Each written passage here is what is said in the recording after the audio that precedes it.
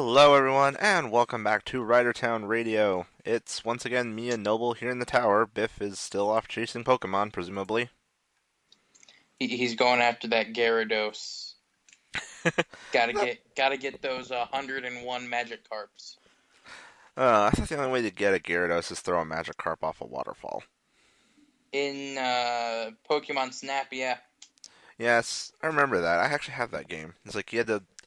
I think it was like you hit it with like a stun ball or something. It knocks the thing into a waterfall, and then out comes a Gyarados. Yeah. In Pokemon Go, it's you need to have 400 candies.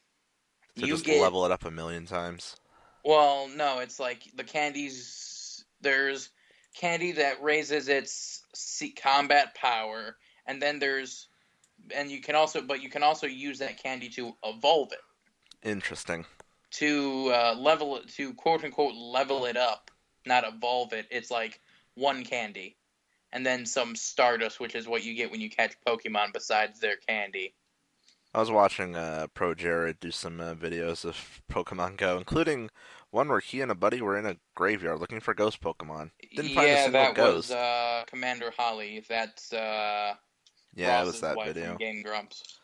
I watched her side of that video.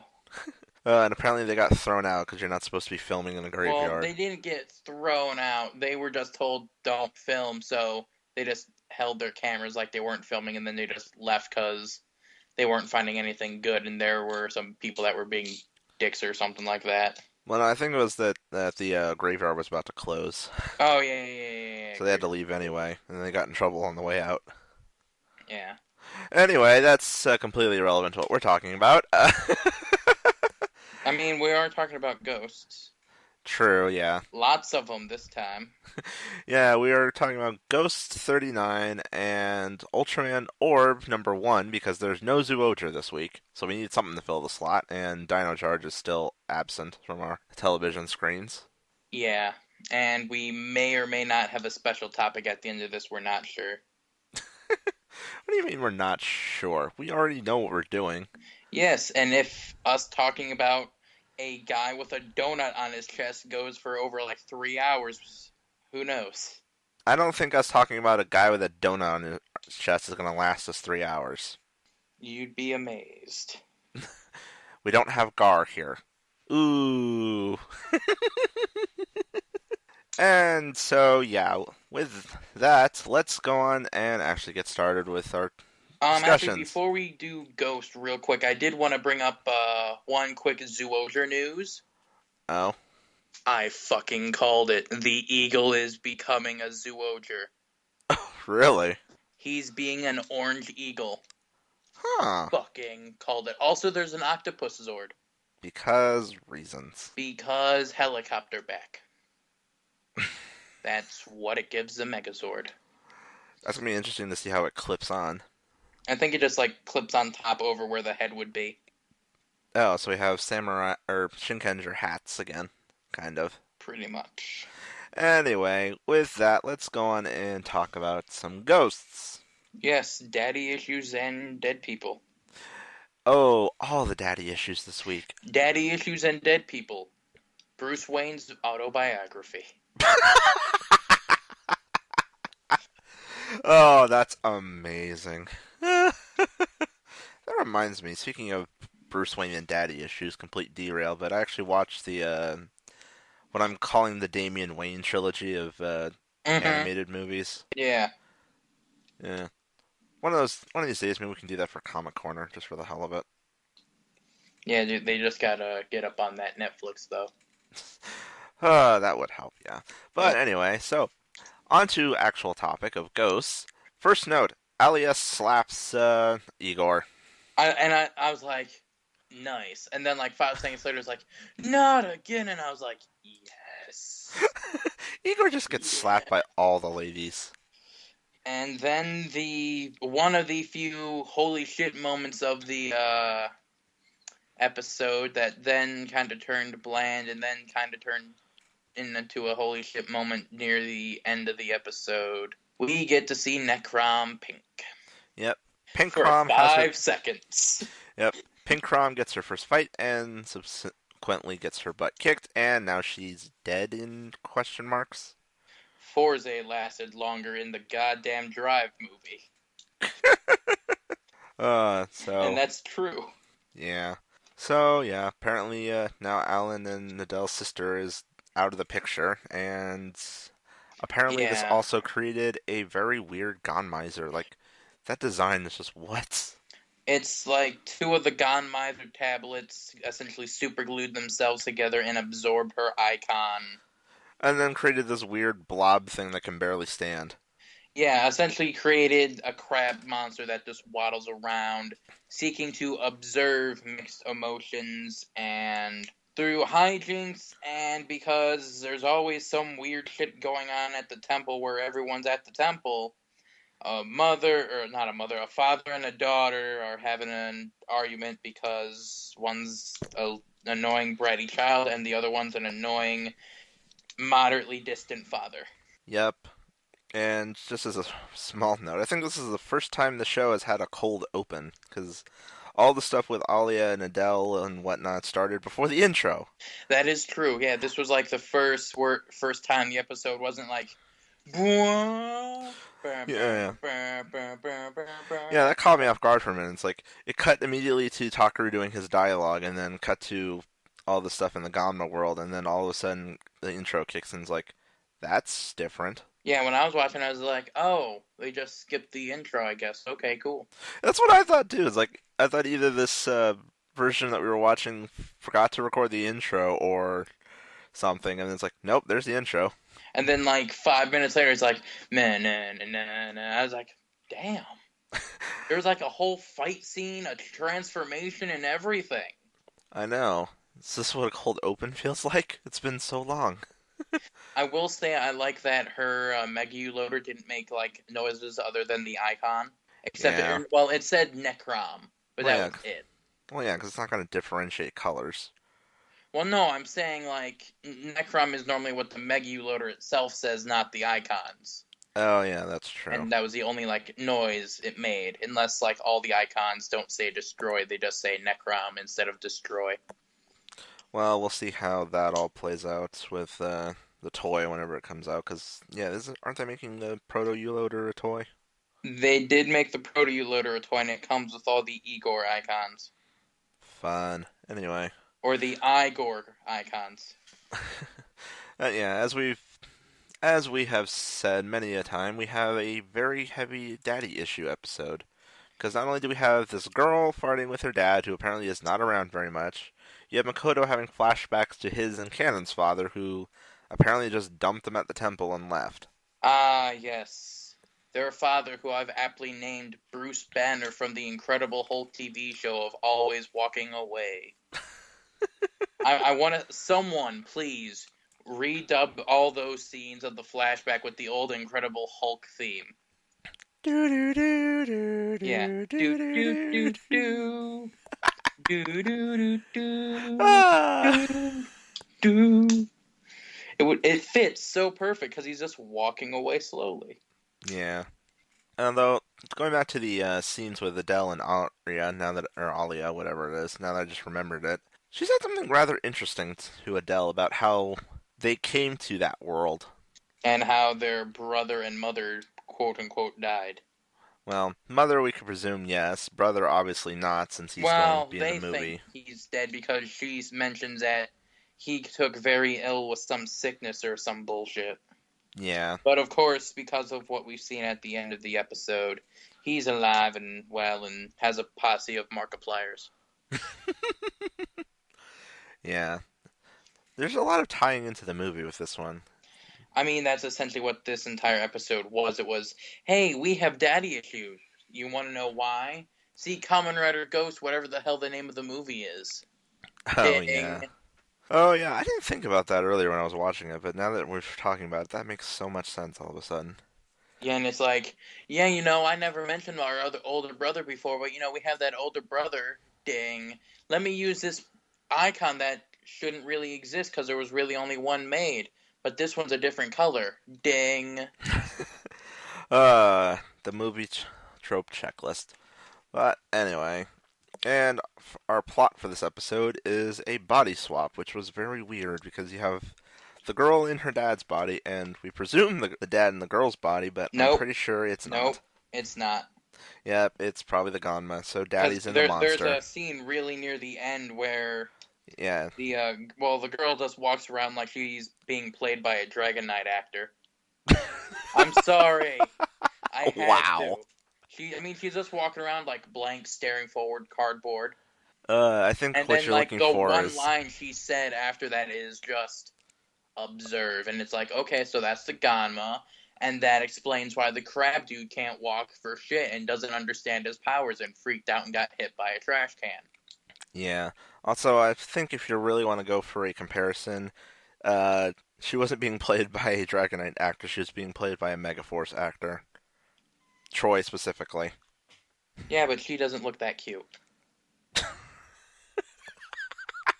Uh, I will say, out of all the Megaforce actors, Pink actually does do some decent acting, yeah, like in general, because I've seen her in a couple other things. yeah, I've seen her in a thing or two outside of Megaforce, and Okay, yeah, since we're not already that on this bad. tangent about Power Rangers, I saw a Camry commercial today, and Uh, in the commercial, it starts off with like a voiceover of, I always wanted to be an action hero. That's why I drive a Camry. It's a current Power Ranger from the current season. I'll let you take a guess. I'm going to guess it's either Yoshi Yep, or it was yeah, Yoshi, and I'm like, dude, you're a fucking Power Ranger. You're better than an action star. You're a celebrity in two fucking countries. Even more, technically. yep. But it was That's like just so weird because like the last time I saw one of the like a Power Ranger actor in a commercial, it was like Megaforce Yellow was in like a phone commercial, and I was like, that's weird. yeah, I can imagine. Anyway, off this tangent. Back to dead people with daddy issues. Yeah, and just to go along with all the body swap weirdness, we also have Billy the Kid possessing cannon with squirt guns, which I'm was not gonna lie, hilarious. that like in one sense that was like, okay, that's kind of funny and cute, and on the other sense you got to think of it like this: Billy the Kid was gunned down when he was like 21. That's like gotta really put a dampering on your soul when you've only lived for 21 years. You were known as the greatest villain of the West, but you're considered a hero in Japan. And Uh, not only that, the only real thing you can possess is like a little, like, how old is she supposed to be? who knows? Teenager. That's all I can say. Like, like I'm gonna say like 16, 17-year-old girl Yeah, I'd say between 15 and that 17. has essentially been, or no one else has taken her over, right? I don't believe so, no. Because Sanzo was Sanzo Wizard Chick, was, yeah, it was and Hanami. Houdini was Go Buster Chick. Yeah. Man, dudes really like jumping into girls. Phrasing! If they're jumping in, there's something wrong. But so Igor, Ultima Clone, and random Ganma dude for no reason show up, and they're like, "We're gonna fight because we suck at fighting, and we're gonna fight because we need to fill a time slot." And it was hilarious where Akari raises her hands at Igor and she gets all. He shrieks like a girl. It was hilarious. There was a part later on, they were fighting on. It was Mugen and Igor fighting on some steps, and Taku raises his hand like he's gonna smack him, and he cowers away and falls down the steps. I missed that. And he either walked like it was like real quick, and I was just like, "That's hilarious." He has PTSD from being smacked, so now Being every time someone smacked so raises. much by so many different people. It's like an animal. You raise your hand over their head, and it's like they're going to cower back from you. Yeah, That's why you have to be careful when you try to pet them. Don't put your hand up too high. yeah. Yeah, and then, And he got exploded. Thank fucking God. well, we'll see if he actually stays that way. And we got to see Sage cosplay as Grateful Damashi. Yeah, that was weird. I mean, it's not the weirdest thing he's Horse dick is worn. still the weirdest thing. Yeah, the horse thing was weird. And Yup. the Kigurumi. Yeah, that's But true. I mean, it was cool though, cause I was looking at it, I was like, that is the weirdest fucking outfit. And then I'm like, that's the Sanzo hat. There's a light. Oh, I Yeah, I get caught it. it. Yeah, I caught it too when he was doing it. It's like, oh, he's playing Grateful. That's hilarious. Yep. And then Edith during the Necrom Pink getting the shit kicked out of her scene was about to do something with his icon, which we can only assume is still the Black Ultima from that one scan we saw. Probably.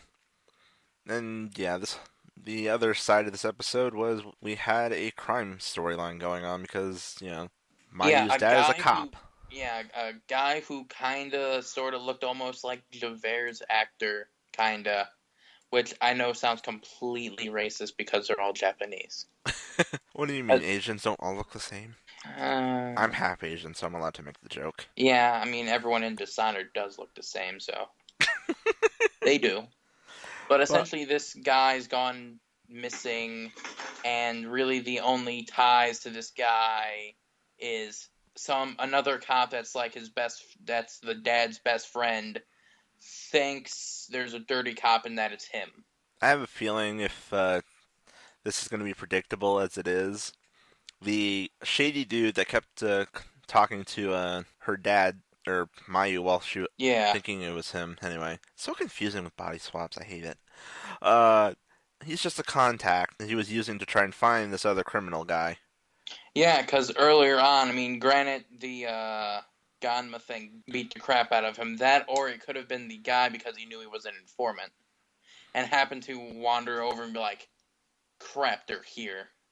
Yeah, who knows? Whatever the case is, I have a feeling it's going to be something like that. Yeah, because then the minute the minute I called, that was when she goes, I'm gonna show everyone my dad's an asshole.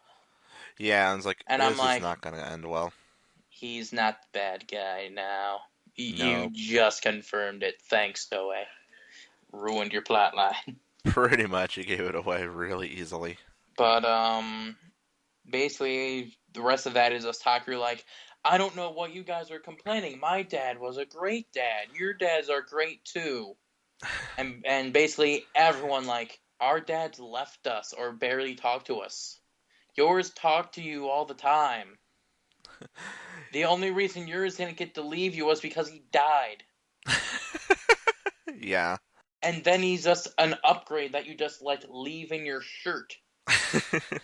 Yeah, I did find it very interesting just seeing Makoto and Takeru having the back and forth between, like, Makoto saying, like, not all dads are great, and then Takeru still trying to be defensive, and then Makoto even saying at one point that he considered Takeru's dad his dad. Yeah.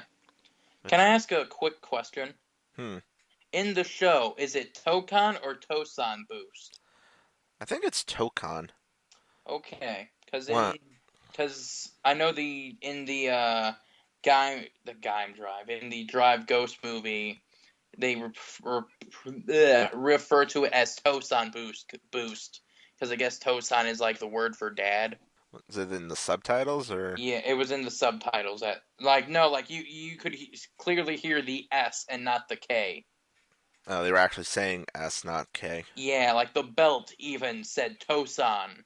Well, to be fair, movies tend to do weird crap like that, so who But I knows? mean, it makes sense because it's like it's his dad. I mean, yeah, it does make sense, but on top of that, you have to remember sometimes movies tend to get are often written by people who are not in charge of the main show. Case in point with like Gaim and the Summer movie. I'm pretty sure that soccer film was not written by Urobuchi. Yeah, So who knows? It may be a slight error on that part, where someone who else wrote it that isn't in charge of the main show. But whatever, we'll talk about that when we get to that. yeah, and boy does that movie have plot holes. Uh, a lot of versus movies do. But anyway, Yeah, but this one has like one that genuinely doesn't make sense, but could have with like one sentence. well, we'll get to that when we get to it. So Yeah, possibly next week. Who knows? Anyway, possibly. but unless there's anything else we're going to talk about with Ghost, I think we can move on to our There was newest new like with thing. the surprise future movie, there was a little ending video where Oh, that's right. Dark Yeah. Ghost murdered Napoleon in like cold blood, and you saw the Necrom Street Boys in the background. And then Edith freaking out, or Sage freaking out Yeah, over all Sage this, like, like, oh no, he's gonna create that icon. Looks to the camera. the seeds I've sown have grown. And it's just like, what did you do? Can I have a quick theory? Go for it. Why not? He created the belt, like the belts. The first test subject was, I guess his name's Argos. Yeah, I Argos think so. gives me Suicide Squad flashbacks. And essentially, he was the first test subject because he was dying. So it was more, we're building the belts to keep people try to keep people alive, kind of like the Sengoku driver was meant to keep people protected from the Helheim plants. Yeah. Yeah, and because of it, he kind of turned evil because power equals villainy if you're the first one to have it. Well, we will find out when that movie comes out in a few months. Yeah. So, joy. Anyway. Doesn't the next series writer show up at the end of the movies normally? Usually, it's either Normally, because I know Ghost showed up in Surprise Future. Yeah, they show up somewhere in the middle of the movie. So, I think there's only been... Perhaps we'll see someone insert a coin, and maybe that's not how the belt works, but who knows? Maybe we'll see a video game. Who knows? I'm trying to think, actually, now. I don't think Drive did that with Ghost, though. Or Gaim, I should say. Yeah. I don't think... I don't think a police car themed police officer would show up in a show about people dancing and nuclear terror. No, I don't believe he was in the hell, movie. didn't fucking Gaim show up in Wizard? Yeah, but not in the movie. It was at the end of the series. Like Ghost did with Drive, too. Yeah. Okay, Toei's been weird with how they do that. Maybe he'll just be a goddamn arcade cabinet. Who knows? That would be funny. Anyway. That would be legit awesome, though. True. Like, to promote, like, the next Gamba Ride thing at the end of Ghost, it's just like, oh man, what's that? It's a new Gamba Ride game. I wonder how many Gamba Ride machines just sit gathering dust in some back room somewhere, because they have to keep rolling out new arcade machines every time a new rider comes out. I think they might just, like, upgrade them with, like, a new interface or whatever, and they just keep, like, the same old chunk. They just put, like, a new computer software or something in it, maybe. Maybe. I could see them doing that, but who knows? But still, that's a lot of stuff to need to process. Yeah, that's a lot of stuff to have to mess around with. But problem is, we've never really seen these machines up close, so I have no idea how they work exactly, but... You can buy, like, a mini Wizard one on like, Amazon. I don't know why you'd want to, but... Who knows? Who knows? Anyway, with all that out of the way, I think we can move on to our new entrant in our discussion. Donut Chest Man, yay! Yeah, so let's talk about Ultraman Orb. And our opening scene is a dream sequence or a flashback. We're not entirely sure. I think it's a flash future. That is a possibility. All we know is that there's somebody who's going to be watching Orb fight a giant monster and then lose their life, and a forest is going to get wrecked. Actually, I think it was a flashback, because didn't, like, at the end of that fight, he got the Tiga card? Or not Tiga, the normal Ultraman card? I mean, he always has that card. But, I don't think that was the regular Ultraman card. I don't know, it just looked like Ultraman to me. Well, that's just it. I was watching a show about Toku news today, and there's a Ultraman Orb weapon coming out, a sword. Yeah, so they're pulling a Ginga S with that. But the sword is only for his primal form, which is essentially when he doesn't have any cards. Yeah, that was something I was actually wondering when I was watching this, is like, the dude transforms by fusing two Ultramen together with cards, so I'm just like wondering, it's like, does he have a normal form that isn't? It's called like Ultraman Orb Primal, and it uses a sword. So my thing is, that thing was using a sword. That thing was heavily silhouetted. Well, yeah, it's basically just glowing bright white. It was Mugen Damashi. But yeah, and then we get the it destroys the monster and the girl who. Every time I look, I can't tell if it's the chick from the something strange people. What got a name. This something strange people or whatever it is. I mean, it's definitely a name. And yeah, that's our organization group for this series. A bunch of amateurs who are looking around for I monster wouldn't stuff. call that an organization at all. I saw episode 2. That's not an organization. Oh, does the VTL actually show up in the next episode? No. That's no organization. That's like a group of 3 people running a vlog website. Or whatever it is, yeah. Well, I'm just saying, like, it's our group thing for Essentially, this yeah, one. it's our group of who's Ultraman? Do you know who Ultraman is? We don't know who Ultraman is. Are you Ultraman? Yeah, and then of course they also reference a military group, the VTL, which apparently her uncle is a part of, the leader chick for this little group. Yeah. That guy looks so familiar, but I don't know where he's from. You know, I think I was thinking about this before. I think he was the guy who was in charge of the investigation during Surprise Future. The He one, might have been. that one cop guy. He might have been. We'll have to go back and confirm or deny that. But anyway, Granted, I have like a million different faces in my head thanks to all the different Kamen Rider series using large groups of people. but yeah. And our hero is not exactly human, considering he hung out in a 0 below 20 fridge truck for 5 hours. And our And he can villain also is fly. yeah. And our villain is very, very, very rapey vibe from him. And he also likes wearing black suits. Oh, And, episode 2 is even worse, trust me. Like, God, it's creepy as fuck. yeah.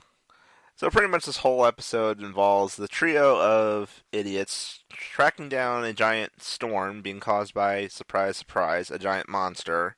And then encounters... Manga Basher or something like that. Yeah. And then we have encounters with dude in black suit and our hero guy. And then, of course, eventually it turns into hero guy goes to fight giant monster using his... I'm going to assume it's his base mode that he's going to start out with. Basically, yeah. Which But is... you know what the best part was?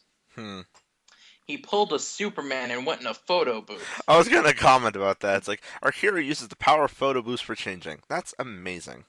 Although, there is something weird I noticed about that.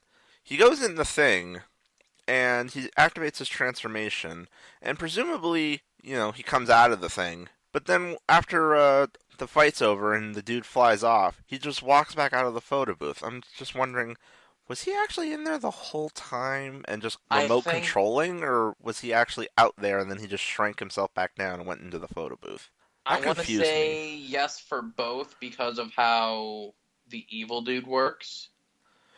Yeah, which we see at the end of the episode. He's got a gizmo similar to a orb, which summons monster from cards. But essentially, from what I think of it is, because of his very, very, very Gokaiger-esque transformation of space background, wherever he is where his body will materialize when it's back in his human form. But when he's, like, transforming, his matter is, like, sent to space or whatever. And then that's how it descends from space kind of thing. Maybe. Who knows?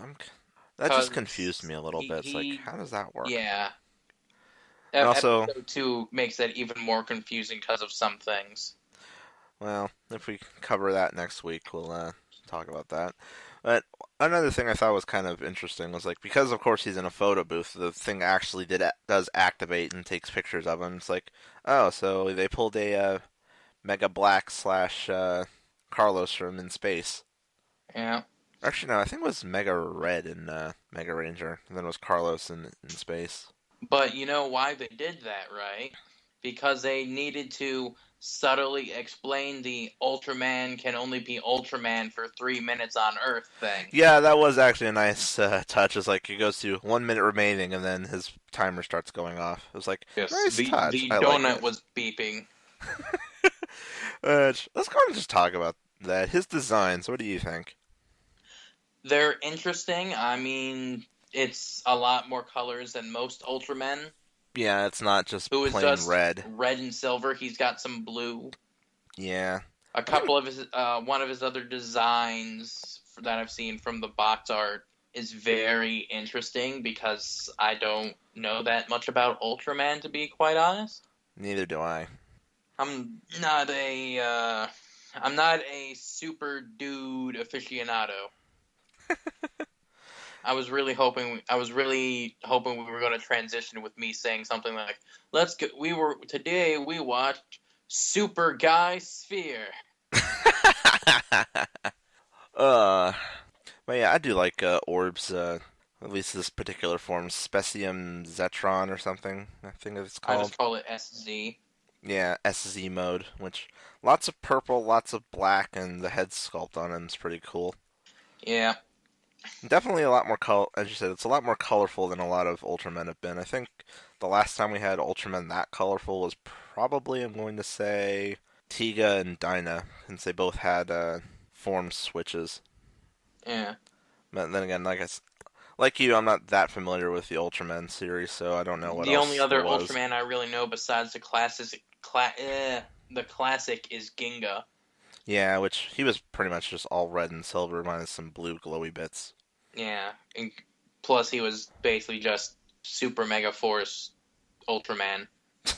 Oh, there was also I'm not gonna lie, I'm surprised there isn't a Kamen Rider series that's just using old Kamen Rider powers. Like I know the Ghost special is, but like an actual like series. what, Decade doesn't count. I mean, well, you I got mean, me there. true. It was only like the past 9 behind My him, but still, mind went over decade. as I'm sure a lot of people's does. But yeah, that would be cool if you actually had one that like calls on every writer of the past, not just the past decade. Huh. Yeah. It'll be interesting to see if the writer after Xaid is like another decade style writer. Well, yeah, that would true. That would be the 20th anniversary of Heisei. I'm trying to think. Is that any particular? No, because this year's 45, so the next one's not for another 5 years. It's Right. for But a series anniversary. But yeah, so Orb is interesting to start out. I'm definitely curious to learn more about our hero, considering he has knowledge of all the Ultraman stuff already, and that thing yeah, that around. was very odd for a thing because it's like, oh, this is this monster's card. Oh, this is this Kamen Rider. Yeah, this Kamen Rider totally kicked the shit out of this monster years ago. You also just call them a common writer. Ultraman, whatever. It's been a long day. Fair enough, but yeah, that was interesting. It's just like, how does he already have all this knowledge? That is very interesting, since most don't usually. Well, he could be an actual Ultraman, kind of like that weird bullshit. Yeah, that's what I'm thinking. It's like maybe he's an Ultraman that's actually taken human form. Yeah, kind of like how the Gokaigers knew all about the previous Sentai seat. Well, they didn't originally, but they were learning. Yeah. Hmm. Who knows? Like, Or hopefully how the Decade just basically murdered his past 9 iterations. yeah. Well, hopefully the show will explain just who this guy is. We don't even have a name for him. I just realized. Guy Kurenai. Is that really his name, Guy Kurenai? Yes. And you don't learn it until the very end of episode 2. Wow. Although I have to say that is a pretty kick-ass name. I like that, Guy Kurenai. Considering the Kiva character's last name was Kurenai, and then we've had so many guys in Sentai. Well, yeah. Guy Akari. Most of the colors are dude colors. Ba-dum-bum. Uh, Wah, wah, wah, wah. yeah, definitely interesting to see where this show goes. And oh yeah, one other thing we didn't comment on is his gizmo for transforming. Holy crap, that sucker's bulky. I have no real thing to turn my sounds on, so the minute you turn the device on, it will constantly make the read card noise. Oh, or it's one of those things. Yep. That sounds like Because the Kaizo did a review of it. ah. And like the second he turned it on, it would make like essentially like wind chime noise of like or whatever, like the standby noise when he puts the cards in. Hmm. Yeah, but It, it just it's reminds me of the interesting. Forza. It just reminds me of the Forza driver where like when you trigger the thing for transformation, it'll go three, two, one, and then play a little bit of noise for like a minute or two, and then if you don't do anything, it cycles back to saying three, two, one, and all the loudness. Mm-hmm. Three, two, one. One. Anyway, That so always gets me pumped, even though I really hate Forza. but yeah, so that's Orb. So He's a dude.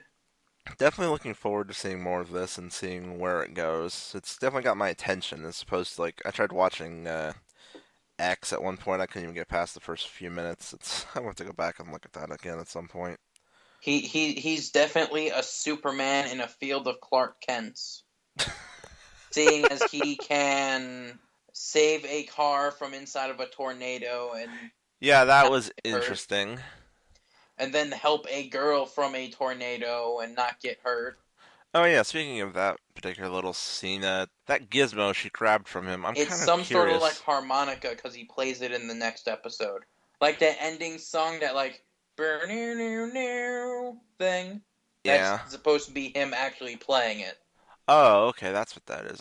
Yeah, like that weird harmonica type noise. Ah, okay, I gotcha. Yeah. Because like you don't really see it very well in this particular episode, so I kept thinking, like, I wonder Yeah, when if I that's first like saw it, an. I was like, why does he have the Fi's phone? For me, I was thinking like, is that another Ultraman's transformation gizmo that he's just carrying around with him for some reason? That's what I thought when I first watched it, but then earlier today I watched episode 1 again, and I was like, oh! Okay, because I watched episode 2 before I watched episode 1 again. Hmm. And I was like, oh. That suddenly makes a lot more sense. Yeah. Well, I haven't It seen would have been episode cool two if it was yet. like the original Ultraman's flashlight thing, but yeah. Yeah, his beta capsule. That's what I was thinking. It's like, is that just him carrying a beta capsule around for some reason? That'd be kind of cool. But who knows? Maybe it's secretly a beta capsule in disguise. Maybe. Whatever the case is, it's a thing, and the show is very interesting. So, will we continue covering it? Who knows? Possibly, because why Possibly. the hell I've not? found it interesting so far. Yeah, we might continue covering, because why the hell not? And if this continues with the. Actually, I'm trying to think now. How many episodes was X? Do you know? Off the top of your head? No clue. So I'm trying to I think how just many know I episodes have this is. all I know is I have the first 10 episodes of the original Ultraman on DVD. I'm just trying to think of how That's many all I know. episodes this. I'm trying to think how many episodes this might be, considering Ginga was really short, and then so was Ginga S, and I don't know how many episodes X was. Well, isn't it also like a Crunchyroll exclusive thing or whatever? Yeah. So you gotta like figure that in, cause Well, I don't know if it's exclusive. I think it's probably just simulcast. So it's like it gets on Crunchyroll, yeah, and then yeah, it's it's on TV. It's the like same that. for Yeah. them. But anyway, yeah. Will we continue covering it? Probably, possibly. We'll see. And anyway, with that out of the way, I think we can move on to our special topic of You mean sorts. 5 robot lions that turn into one super robot lion? I was gonna make that joke and you beat me to it, but I'm glad you did it anyway. Because it was gonna show Uh, up one way or another. Yes, we are talking about Voltron. More specifically, the Legendary Defender version that just came out on Netflix a few weeks ago. And if you're wondering, this isn't a Toku, well, who cares? It's our show, we'll do what we want. I mean, it's basically a Sentai. That is true, yes, there's The five of original them. team was a group of 5 people in essentially multicolored spandex fighting in a giant animals that turned into a giant robot to defend the galaxy. And now with this new version, it's even more so because we have them in combat suits, which look awesome. Yeah, that is true. So But yeah, this show was a lot of fun to watch. Like I enjoyed this a lot. yeah, it was good. I wasn't a big Voltron guy as a kid at Neither was all. I, to be honest. Like my Voltron experience when I was younger is, I think I saw maybe part of an episode of the Third Dimension version, which was basically here's Voltron in 3D, and it was weird looking. Yeah, the And only then, thing Voltron I knew was I found out like a week ago that I used to have a vehicle Voltron when I was a kid. I just thought it was a crappy knockoff Power Ranger Megazord. when I was a kid, my brother actually was given the Stealth Voltron from Voltron the Third Dimension, which was basically, here's where we take all the lines, make them mostly black, and then plug them all together, and it looks really goofy. And I still have the blue line because I was obsessed with blue. Dabu dee babu da. But yeah, and But that essentially the more or less cold opening to the entire season is three people on. I'm confused because they call it Pluto and then they give it like another name. no, I think it was just Pluto. Okay, so it's like it's Pluto and they're like pulling ice from Pluto and they're like, this will help us find life on other planets and all this other stuff. Hardy, hardy, hard. This will never turn bad. Oh, look, aliens. We're friendly. And then they get captured. And then three idiots crash. Yep. Well, two idiots crash because one of them wasn't able to do their job. Yep, and these three idiots in particular are three of our lion heroes, Lance, Pidge, and Hunk. Yes. And then, of course, they pick up the others as we go along. Yes. Blue, green, and yellow.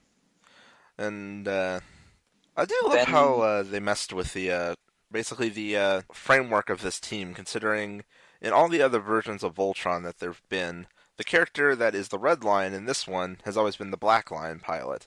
Keith has always been the one in charge of running the whole crew, but in this one we have someone else doing it. yeah, Shira, who is AKA totally not Jason Todd. I mean, he's got white hair, a little like scar on his face. It's Jason Todd, god damn it. Yeah, I'm definitely interested to see where his storyline goes because his storyline is basically he was one of the three that was He captured, was one of the three kidnapped. He apparently lost his arm and got a cool new robot arm with and like eventually, glow stick functions. and then eventually he escaped and made it back to Earth and was part of the crew that discovered the Blue Line, which was locked up on Earth. Yes, with the Core 5 now together, they all get into a very spacious cockpit of the Blue Lion. You would Yeah. think the Black Lion would have the biggest, but I digress. And they go to planet Altea, Oh yeah, where basically it's like, essentially the lion's like, roar, I'm home. and then we meet the princess and her sidekick, butler, whatever he is. It's Princess, I'm British, even though my character doesn't look it, and we couldn't get Tim Curry to do his Nigel Thornberry accent, so here's a replacement. He does look like Nigel Thornberry. Now that He you say even that. sounds like it in the first episode he shows up. Oh my gosh, I didn't think of that. And essentially they go, you gotta find the lions of Voltron. Even though none of them have manes, so why are they lions? Or are they all female lions? Explain, please. You gotta find the lions of Voltron because this alien dude is being a dick for 10,000 years. Which as soon as I heard that in my mind, I was like, after 10,000 years, I'm free. I was about to say It's that. it's time to take over Voltron. Yeah. But then they only know the locations of the yellow and green lion because the red lion got lost. Well, the Red Lion was captured inside of a Yeah. one of their ships, the Gulra ships, and then the Black Lion was just stuck at the castle. Yeah, the black lion was essentially the with our powers combined, I'm Captain Planet. Where you needed the other four lions together to unlock the door. Pretty much, yeah. And the green lion was easy to get. Green Lion was in a forest, the Yellow Lion was underground, and then the Red Lion, as we said, was on a ship. Which I find it interesting that if you watch the opening, It actually shows all the lions popping out of a certain location, but that's Yep, not the case in this show, considering they all sit it in the was a castle. callback to the original. In the original opening, when they would in the original opening of Go Lion, all the animals more or less resting place were inside of different elements. I think they did something. They might have done something similar in Voltron Force, or actually, I don't remember, to be honest. It's been a while Cause since I've seen yeah, Voltron because in Force. the original, the red lion essentially popped out of lava, Because and why like the not? blue lion popped out of water, and yeah. Yeah. Yeah, I think they did a little homaging to that too in the Voltron Force intro too. Now that I think about it, they showed the different lions and different elements. Even though I'm pretty sure they hung out at the castle. Yeah, hung out in their giant fucking chimneys that are their launch pads. Yeah. Of course, it turns out the Inside of castle is castle, actually a. this yeah, inside a castle, this is totally not a rocket ship. Which you gotta wonder how you maneuver around in that thing, considering you get used to it sitting on its butt and then it's suddenly horizontal, moving around in space.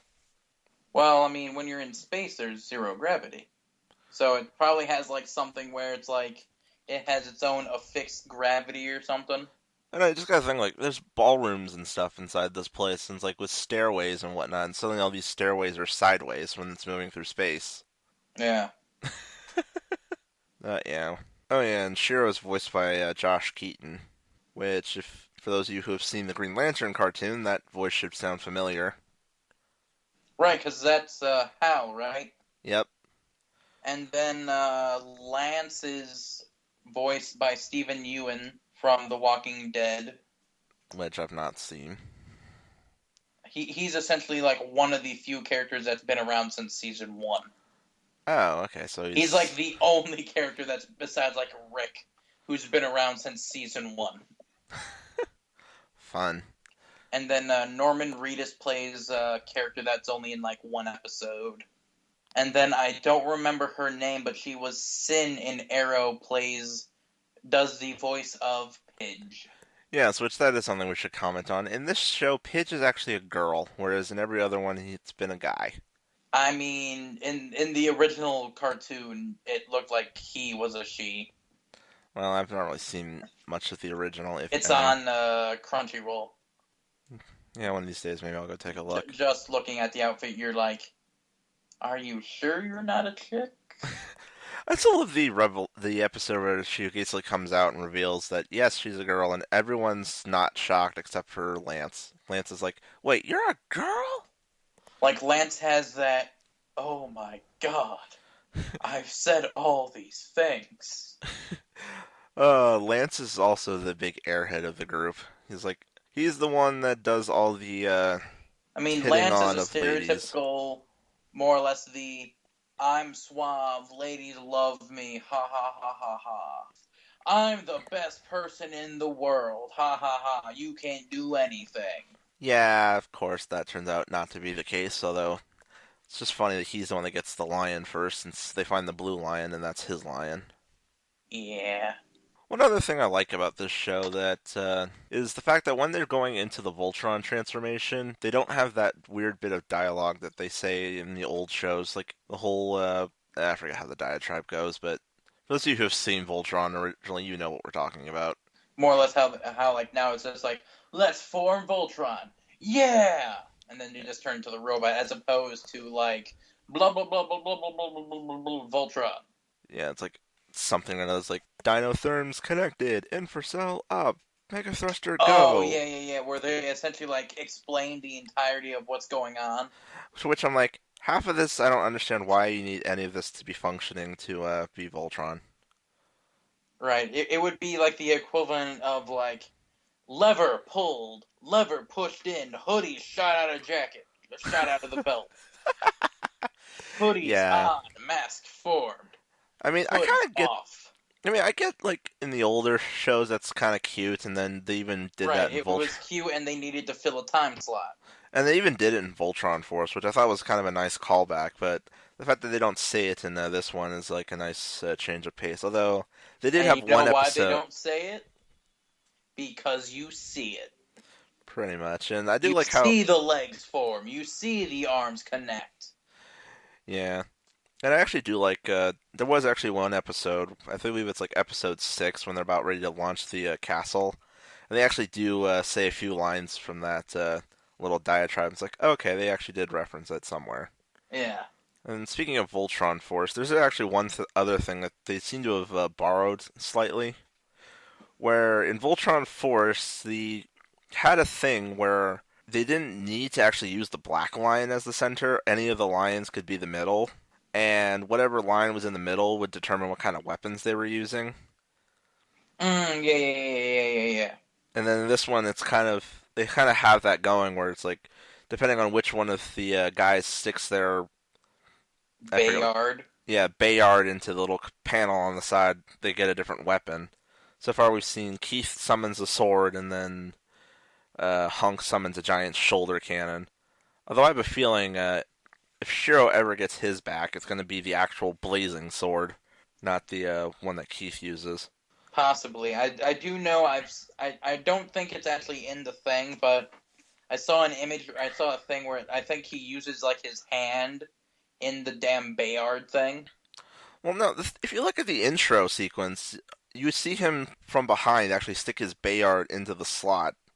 Right. So there is something there, and I guess eventually he's going to get it back at some point. We'll I mean, see. they'll have to beat the main villain of the entire show to do it. Yes, because plot twist, apparently Zarkon was actually the original Black Paladin. I don't think he was the original. I think the Black Paladin went to try to hold them off and died. But he could also be the Black Paladin, maybe. Who knows? Well, I think that's what they were implying, is that he was the Right. original Black Paladin. And if you notice the weapon he was fighting with, it was kind of like a Bayard, just twisted. Yeah, it was definitely a giant fucking Bayard. So, Which yeah. would explain why Princess Allure is like, get the Black Lion away from here. Yeah. And And that's why why I he was also, trying to get into it and all that crap. yeah, and that's why I also think whenever, if Shiro does recover a Bayard, or the Bayard, and they actually use it, it's going to bring out the blazing sword that they normally use, because usually those swords are a lot more ornate than the one that Keith summons. Yeah. So we'll see how that turns out. Yeah, Here, I'd like to think that Pidge's Bayard thing isn't really a weapon, it just summons that shield. yeah, that's going to be interesting to see what Pidge's becomes, because I'm pretty sure Lance's is going to be another gun of some type. If they even get one. Yeah, we'll see what happens. Oh, we forgot to mention the greatest thing ever from episode like 3. What's that? Voltron Rider Kick. Yeah, they did do That it. misses. It's like, Ryder kick, you missed, but that was still cool. Oh yeah, that's one Yeah. other thing about the show which I really like is that Voltron's not in every episode. This show does not have a Monster of the Week mentality. It's very much a serialized program. Right, it's definitely not like other shows with giant monsters and It's not multicolored people. it's not like its predecessors because let's face it, the Voltron of the original, even though I haven't really seen much of it, so you would know better than I would. I'm presuming that the original was very much Monster of the Week mentality. I don't know. I've only seen up to like episode 4, Well, okay. and they didn't get Voltron yet. Interesting. Well, But you do see Voltron in the opening because apparently in like the original Voltron was is like a robot, not like a mecha. interesting. Yeah. Well, even in this one, the lions seem to have a mind of their own, so that wouldn't surprise Right, me. yeah, the lines separately, like this was Voltron, not like robot lines. This was big fucker. Hmm, interesting. Because he was like murdering like 4 monsters and then tried to go after what I can only assume is like God, essentially. Huh. Okay then. There was like a weird like woman spirit thing in space that he was trying to kill. And Alrighty then. it essentially turned it into the Robo Lions. Interesting. It's weird. It's the original from God knows how long ago. Maybe one of these days we'll cover a few episodes on this show because why the hell not? Yeah. But, I yeah. will say, because of watching YouTube reviews of the Matty Collector Voltron figures, I think one of our pilots is going to die in season 2. Well, if it's gonna follow the original, yeah, someone's probably going to, but I hope not. I like this crew. Yeah, and the worst part is it's the one that everyone really likes. It's going to be Shiro. I really hope not. Because in the I was watching the Optibotomist reviews of the Matty Collector Voltron figures, Is that like the and really big giant fuckers? yes, and the Black Line came with a exclusive the Black Line, which came with Princess Allura in essentially a pink Voltron uniform. If you pre-ordered it, you got a black paladin named Sven, who supposedly died in the series. Yeah, I remember reading something about that. Sven died, and then Allura took his place as the pilot. Yeah, which, I mean, we've seen her in essentially the equivalent of a paladin uniform. Yeah, she has a combat suit that's very similar to their stuff. So Yeah. I was really surprised they didn't pull like a thing where his arm is what's getting them tracked by the Galra, so they have to remove it, but because they removed it, he can't pilot the line anymore, so she does. that would be an interesting twister. I thought that's what they were going to do instead of they're now adrift in space. Yeah, that would be interesting to see if they do anything with that. The, But the arm of Jesus Christ, is there anything it can't do? it does seem to have a lot of functionality. It's a hand. It's a Wi-Fi output. It's a lightsaber, essentially. Well, it's versatility, and it's his replacement for not having a Bayard, at least for now. Yeah, which is why I don't think he's gonna get one, but he might. I Just, really hope they just don't because, like, kill if him. he gets a Bayard, he's gonna be super overpowered. I also like how, once again, we have their gizmos generate weapons specific to them, Yeah, which that feels like another callback to Voltron Force, because they did something similar with their Volt comms, I where will each of say if he does get a Bayard back and it turns into like a different weapon, I kind of hope maybe the weapons can combine. that would be interesting. Because, like, each one's a different size and a more or less a different styled weapon. You Oh, got, yeah, like, that's a true. little, like, brass knuckle grappling hook thing. You got, like, Yeah, a giant machine gun, yeah, little assault rifle, and the sword. and then whatever the black Bayard turns into Which, from what we've seen, is a everything. lot of things. Yeah, if that is in fact the black Bayard that's just been corrupted, and not like some custom model that he It would made. be interesting to see, like, in general. Yeah. Oh yeah, overall the show has been really good so far, and I'm definitely looking forward to season 2. Oh yeah, I'm looking forward to it. Hoping it gets a second season. I really hope so. Well, considering it's Netflix that's in charge of this, it should, and it's not going to suffer at the hands of some other TV company like Nickelodeon did to Voltron Force, where ended the season on a plot on a small cliffhanger, and we never saw it ever again.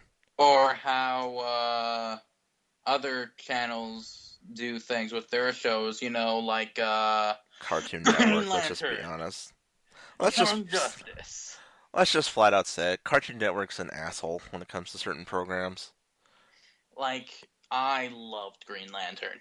Oh, I did too. Especially because the more or less the season finale cliffhanger was the Blue Ring. And I was like, oh, I can't wait for season 2. Or season And whatever. And canceled. yep, which sucks. And then Young Justice, it's like, there was so much stuff they could have done. Yeah, we could have actually seen some more members of the Teen Titans show up. Maybe Red Hood would have showed up since Jason Todd's already dead. Yeah, they did actually reference Jason Todd, so they could have done something with that. And oh yeah, the thing that the creators flat out said themselves, Wally's not dead. I figured that. But yeah, we're derailing at this point. But yeah, hopefully Voltron Force, not Voltron Force, Voltron Legendary Defender gets another season. Yeah, and if anyone's interested in watching the original Japanese show that we turned into Voltron, it's called Go Lion. And it definitely has a very, very, very Sentai-esque opening. To Uh, the point where the actual show is called King of Beasts Go Lion. yeah, I just realized we haven't actually talked about the lions themselves and their designs. The red one is more or less default, like base lion. The green one has like a small shield on its back. The blue one has like a red collar and like a flat jaw. The yellow one's super fucking armored. And the black one's the black one. I just love how like all the other four just have like subtle details to them that make them different from each other. Because if you look at the original, well, yes, there are some subtlety differences in the original one too. They mostly all look the same. Yeah, they mostly look the exact same, and the only real difference was the like little weapon that they could summon, which we did see the black one summon his weapon, Oh yeah, the jaw blade. which I hope we get to see the others because Well, I some of think them were. Red Red did, did his too. Yeah, Red which did this is his. like a half blade or something. In the Maddie collector thing, it's like a blade with like a curved end on one side. Yeah. Yeah. I found it interesting that they made the Black Lion's wings gigantic in this one. Like, normally they're not that big. Well, they're also the shield. Yeah, which I like that touch. It was like it makes the shield companion to go with the Keith's sword weapon. Yeah. Or just a shield in general when your green guy fucks up. Yeah, I do like how it's just for this one, it's like they kept close to the designs of the original show, but at the same time, obviously gave them some other touches to make them different. Yeah. Whereas, like, if you look at the ones in Voltron Force, they all look very different from each other. So it's like you can't miss it. Yeah, it was almost like kind of like if it was like a mix of like SIC and whatever the Super Robot Chokokins. SRC. Yeah, SRCs, where it's like, Which, funny enough, they recently announced Voltron in the SRC line. and it's gonna be fucking expensive. Oh, fuck yeah. I believe, I don't know if they still make them, but a few years ago there was a company that was actually making a Voltron thumb drive, which was basically a little figurine that's like, I think it's like 3 or 4 inches tall, and like you split him in half and he becomes a thumb drive. Oh, cool. I don't know if they still make them, but I know there's the Voltron pop vinyl. that must look goofy, but it's cool at the same time. I mean, I'm surprised they haven't done the Mighty Morphin Megazord yet. Give it time, they will. They've done Ghostbusters things. They've done The Flash. They're doing all these other things. How is it the like number one nostalgia-filled property in the U.S. doesn't have a goddamn pop vinyl? Like I said, give it time. Maybe when the movie comes out. Hell, SpongeBob has a pop vinyl. Yeah, well, that little demon's everywhere, so. But who knows? What else is there to talk about with Legendary Defender? Like, He's legendary and a defender. well, the thing is just like you have this as a full-on show, so we're trying to cover a lot of it, and you know, all gets kind of blurred at some points. Yeah, most of the episodes are, let's do some training. Oh, we can't do a thing. Let's do some more training. Montage.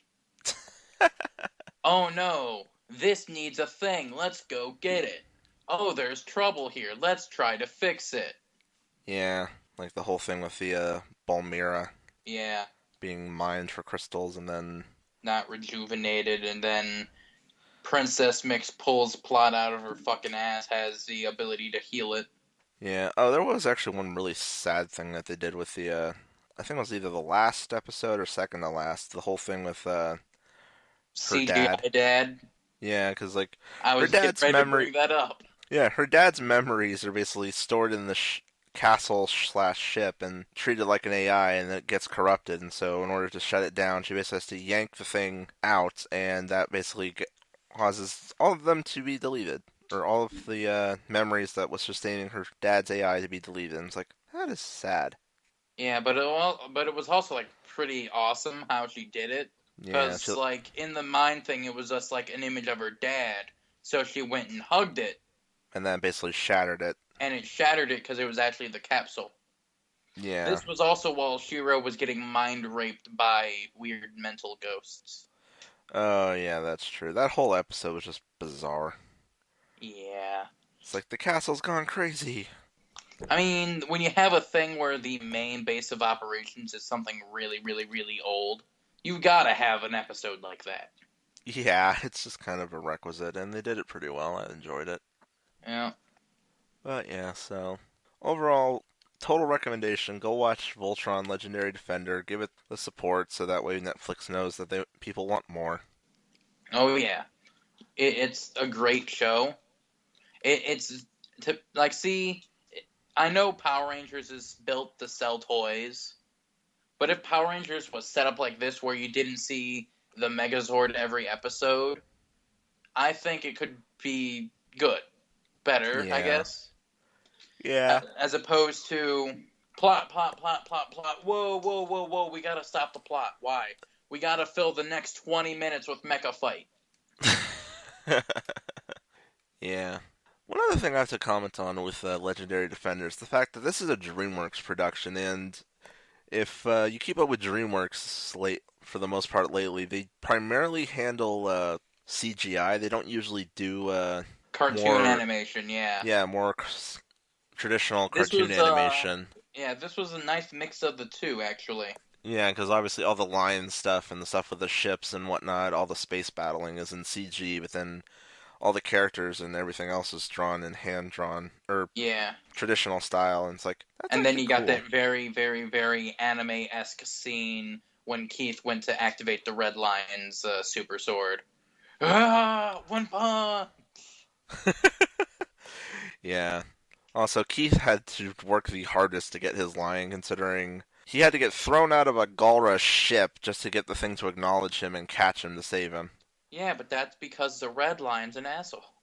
Apparently. I mean, it's like each lion has a distinct personality. The blue one's a stuck-up dick. The black one's nice. The green one's nice. The yellow one's nice. The red one's a complete asshole. Go get your lions. Yeah, that was kind of This interesting. one, the red lion who's an asshole's on the evil alien monster ship. Yeah, that was just kind of interesting that they had to deal with that. I mean, it would have been kind of cool if it was more than just a suspense plot point for that one episode. Yeah, they haven't really done much with that lately. I mean, they've kind of had a few cases where the Lions have moved on their own and stuff, but I was more like them actually having personalities. oh yeah, that's Of true. like maybe the red one like knocking over something like cats do just to be like a dick. Yeah, that would be interesting. Yeah. They don't really show the lions too much outside of the castle or the when they're actually in the things. You don't really see them free roaming around, which that's something the Yeah. Voltron Force actually toyed with a little bit. They had one episode where the lions were just hanging around outside, and the pilots had to figure out how to get back to them. Yeah, can I talk about one thing that really bugs me? Go right ahead.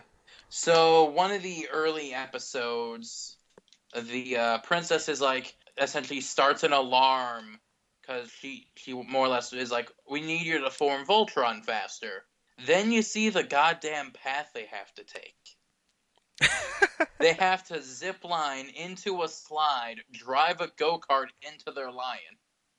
Yeah, they've always kind of had something like that. I think in Voltron Force had zip lines that they had to ride on too. I know, but good God. It's like, we need Voltron, like, right now. 10 minutes later. Are you guys there? No. We just got to the go-karts. Oh yeah, like the first time they did that, poor Hunk just could not keep up. Had to walk. His zip line got stuck. His go kart launched without him. His zip line stopped and he fell off of it and it kept going. The car just left him. Yeah, and then on top of that, they couldn't even figure out how to get it formed the first time. It was pretty much the end of the episode before they got it to snap together. Yeah, and they did they pulled a no, I want to be the head kind of joke. Where Hunk was sitting on top, and then Lance goes, the last time you yelled, I'm a leg. Which I was like, he did. Yeah, he did. Yeah, that whole sequence was funny. And you can definitely tell this time around they're not going to have any of, or presumably they're not going to do any of the Voltron Force shenaniganry where they can switch centers, just because the Black Lion's way too big to take any other position. Right. I mean, that's how it was with like the original. The black line was always the biggest. Well, yeah, because it's the torso and the head. Yeah.